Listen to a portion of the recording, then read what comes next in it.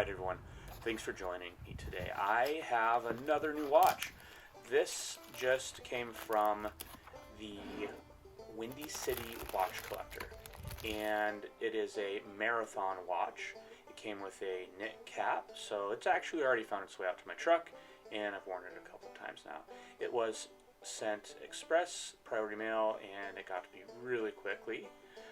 Chris over at Windy City Watch Collector just deserves a shout out. It was super fast, and I'll certainly buy another watch from him in the future. The packaging on marathons, they're fairly minimal, and that's okay. It came with a little brochure, it came with the warranty card. It actually also came with a magazine, which was in the larger package that I had pulled out off camera. I was a little confused at first. When I opened the package, there was a half of a strap, and it took me half a second to figure it out. It's actually because, well, one strap is for folks with smaller wrists, and I actually have an 8-inch wrist, so I did need to swap out and put the larger strap on there. The Marathon GSAR, which stands for Government Search and Rescue, is a Canadian company which uses a Swiss Soletta SW200 automatic movement. This is actually a tool watch. This is a super tough dive watch, and it's water resistant to 1,000 feet. The watch itself, this is the Arctic version, and it has a white face with black numerals.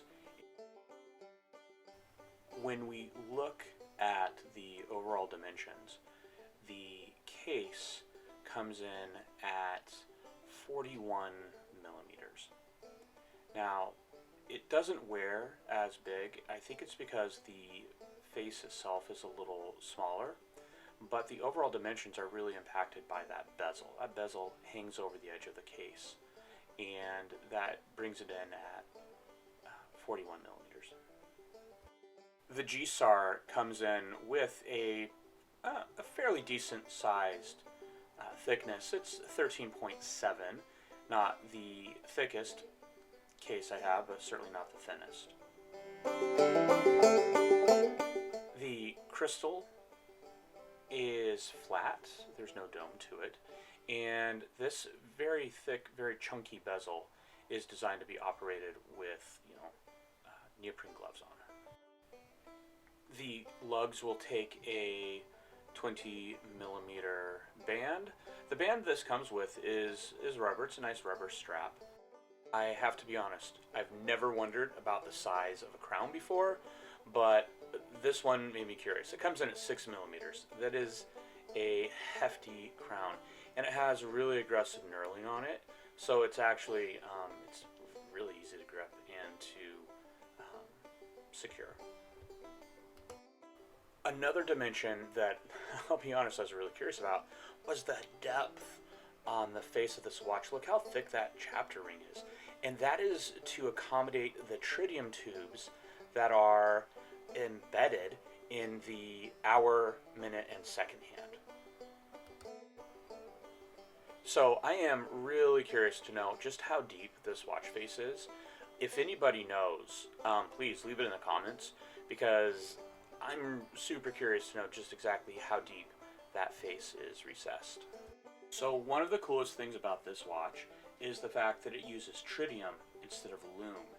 And tritium is a hydrogen gas, it's H3, and it actually is sealed into these small glass tubes that you see throughout the watch face.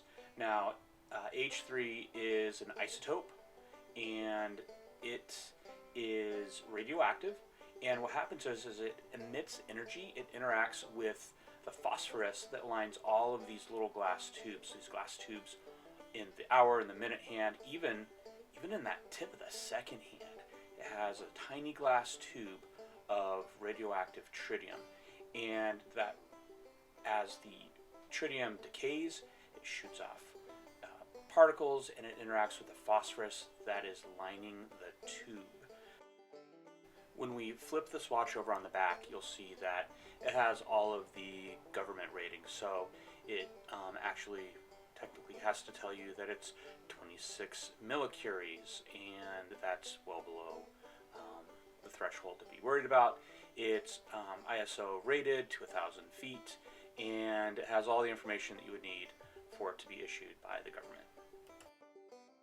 So we're going to wrap things up here with a night shot. The lume on this, the only actual lume, is on the bezel at that 12 o'clock, that little triangle.